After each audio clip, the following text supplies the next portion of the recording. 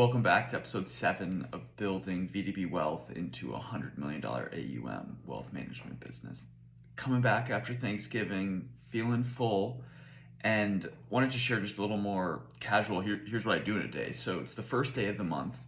And so something that I do for all my clients is I do a cash balance check. With each of my clients, we have a target cash balance that we want to maintain. Make sure they have enough to cover their lifestyle costs, cover anything that may come up, enough cushion depending on their income costs, and then we invest the rest of it.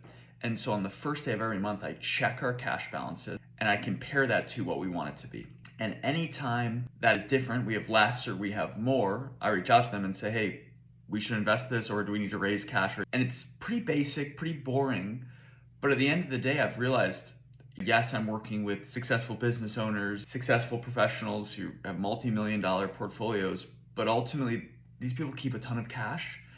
And one of the simplest value adds is making sure that cash is invested in the right way. I've often found high earners tend to like to keep a lot of cash, but they actually don't need that. And so the power of investing that, earning 6 to 10% in the market on average versus earning 1 to 2% barely beating inflation is massive. One of my favorite ways to show this to clients when we're coming up with this cash numbers is right here. Looking at their income, comparing it to their tax rates, and the pre-tax yield and the after-tax yield across bank accounts, high yield savings accounts, a treasury money market fund, and a location-specific money market fund. This was for New York.